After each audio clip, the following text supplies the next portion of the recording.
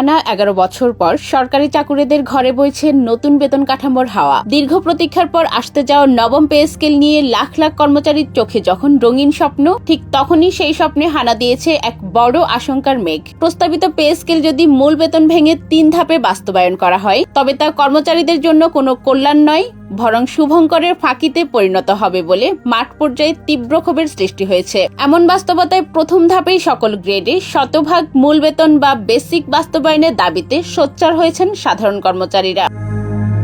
বাংলাদেশ সরকারি কর্মকর্তা কর্মচারী কল্যাণ সমিতির কেন্দ্রীয় কমিটির আহ্বায়ক আব্দুল মালেক এক বিশেষ বিবৃতিতে কর্মচারীদের এই পঞ্জীভূত ক্ষোভ ও ন্যায্য দাবির কথা তুলে ধরেছেন।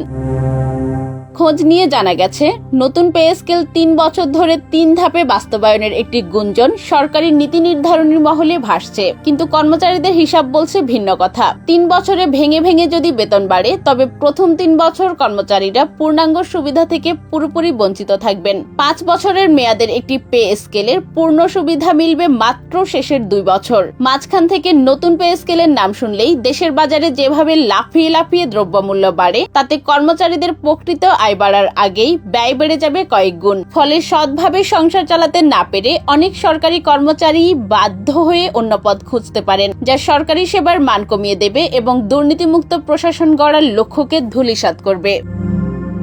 উদ্বেগের জায়গাটি আরো গভীর। নতুন পে স্কেল কার্যকর হওয়ার সঙ্গে সঙ্গেই কর্মচারীদের বর্তমানে দেওয়া 15% বিশেষ ভাতা প্রত্যাহার করে নেওয়া হবে। কর্মচারীদের দাবি, শতভাগ বেসিক নিশ্চিত না করে এই বিশেষ ভাতা কেড়ে নেওয়া হবে সম্পূর্ণ অমানবিক। এই সংকট থেকে উত্তরণে কর্মচারী কল্যাণ সমিতি সরকারকে একটি সুনির্দিষ্ট ও বাস্তবসম্মত ফর্মুলা দিয়েছে। তারা বলেছেন, পুরো প্রক্রিয়াটি 2 ধাপে করা হোক। প্রথম ধাপে সকল গ্রেডের কর্মচারীদের শতভাগ বেসিক বা মূল বেতন দিয়ে দেওয়া হোক। সরকারের উপর এককালীন চাপ কমাতে চিকিৎসা, বাড়ি ভাড়া সহ অন্যান্য আনুষঙ্গিক ভাতাগুলো প্রয়োজনে পরের 2 ধাপে ধীরে সুস্থে দেওয়া যেতে পারে। এতে সরকারের উপর বড় কোনো আর্থিক বোঝা পড়বে না। আবার কর্মচারীরাও বাজারের আগুন মূল্যের সঙ্গে লড়াই করে বেঁচে থাকার একটা শক্ত অবলম্বন পাবেন।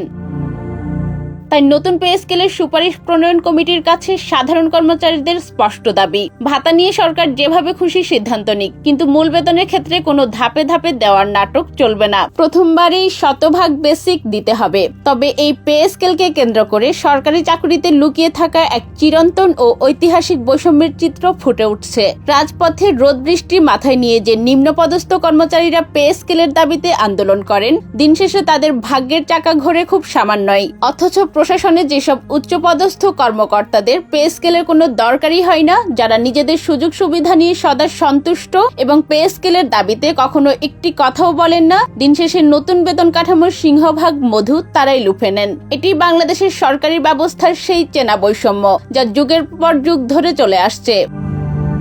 লড়াইটা শুধু কাগজে কলমে বেতন বাড়ানোর নয়, লড়াইটা সম্মান নিয়ে বেঁচে থাকার। লাখ লাখ কর্মচারীর পিঠ এখন দেয়ালে ঠেকে গেছে।